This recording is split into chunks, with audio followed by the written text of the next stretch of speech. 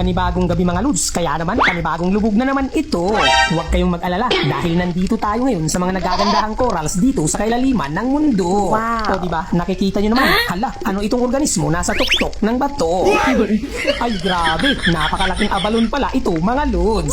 Tapos kung mapapansin nyo, mas malaki pa ang kanyang laman kesa sa kanyang shell. Kaya naman, ito ang literal na pinupulot lang ang pera dito sa kailaliman ng mundo.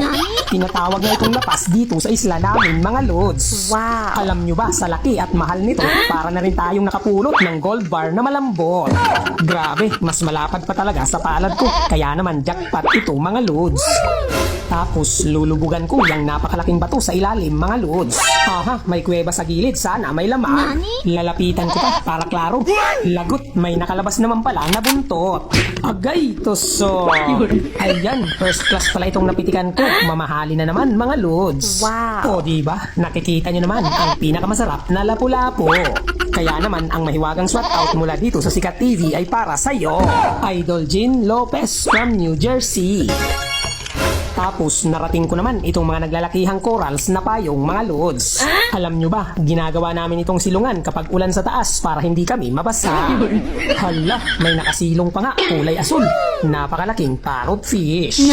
Huwag kang mag-alala, hindi naman kita pipitikan dahil hindi ako kumakain ng ibon na lumalangoy. Wow. Kaya naman silip-silipin ko na lang itong iba pang mga corals dito. Baka sakali mga lods may iba pang isda nagtatago dito. Yun lang, maliit pa itong isa sa kabila kaya. Uy, nandito lang pala kayong dalawa. Goldfish pa ang isa. Aha, nagtago ka pa talaga sa damo. Ano, tatakas ka. Agay, tuso. Ang galing, napakasarap nito sa paksiw mga lods kasi naman isdang balbas sarado. Tapos sunod ko nga nalubugan itong malaking bato na may nagtatago naman na kulambutan. Ano, feeling mo talaga hindi kita nakikita. Agay, tuso.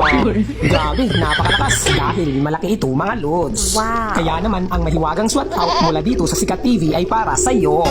Idol Anthony Pusada Martinez from Boracay, Aklan. Tapos ito naman ang pusit na mabait mga lods. O diba, pagmasdan nyo ang kanyang tentacles, nagpapanggap siyang gagamba. Uy, biglang pumuslit, kaya naman tinatawag itong gagamsit dito sa isla namin. Agay, tuso. Alam nyo ba, matamis ang sabaw nito pag bagong huli mga lods. Wow. Tapos sunod ko ngang nilubugan itong napakalaking manunggol. Kasi naman madalas ang buhay ng mga isda dito ginugugol. Panoorin nyo pa mga lods kasi naman mayroon siyang kuweba sa ilalim. O, diba? Nakikita nyo naman, mamahaling lapu-lapu ang nakatira. Wow. Napaka-amazing talaga. Thank you Lord. Agay, tuso. Hala, anong nangyari? Bakit biglang gumaan ang ating bakat? Daplis lang pala, mga lods.